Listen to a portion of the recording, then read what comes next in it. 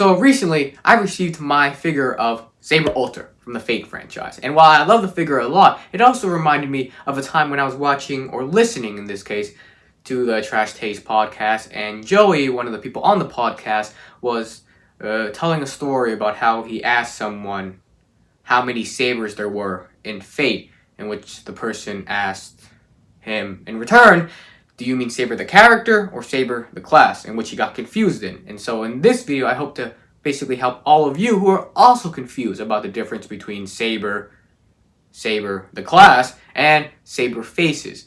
And, well, I personally don't think it's that confusing, and hopefully by the end of this video, you also won't think it's that confusing. So the first Saber we're going to be talking about out of the three in this video is Saber, the character.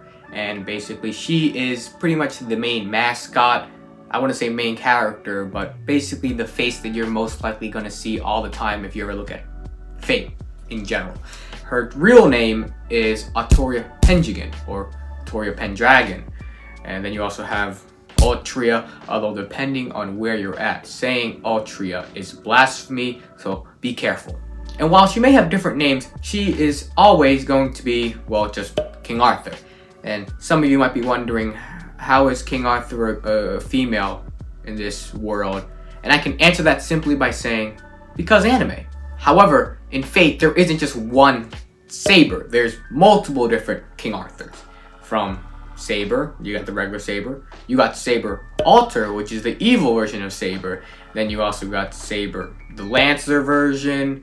And then you got Saber, the Lancer version. He was evil, so another Alter, and there's just a bunch of different sabers.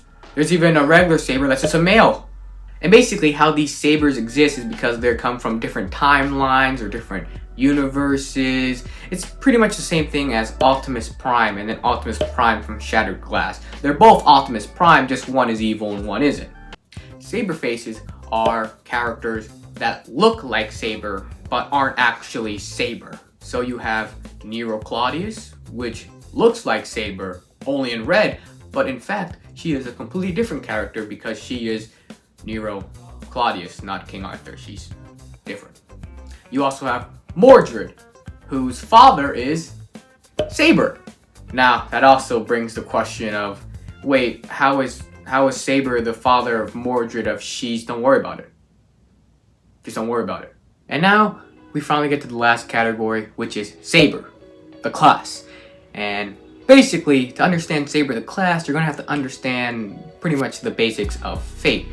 Now, in Fate, we have servants, which are basically historical figures or fictional characters that have had something that affected history or had a big impact on history. And because of that, they, after death, or in case of fictional characters just getting a life, they become servants, which later on you have these things called Holy Grail Wars, and that's a lot of stuff. But if you want to know about Holy Grail War, you should probably watch Gigok's video on Fate, which is extremely confusing, and even as a Fate fan, I don't understand most of that stuff. But essentially, just know that there are servants, and that's where, you know, Saber, King Arthur comes from, and Nero and all these other characters come from, because they are historical figures that are now summoned as pretty much Pokemon.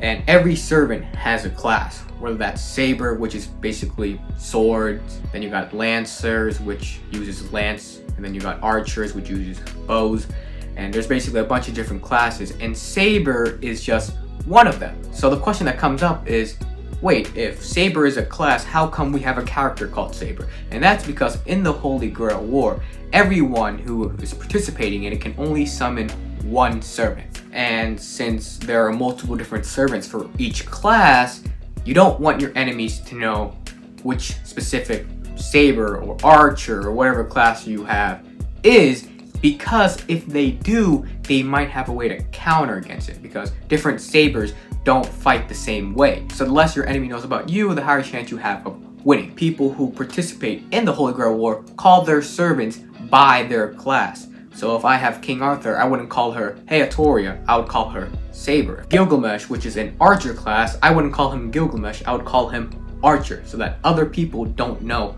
who who my servant is. Although, usually when the fighting starts and you look, you're like, oh, wait a minute.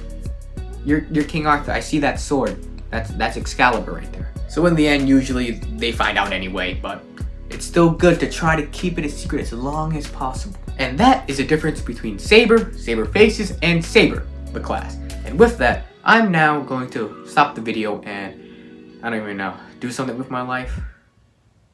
Nah, let's go watch some more anime.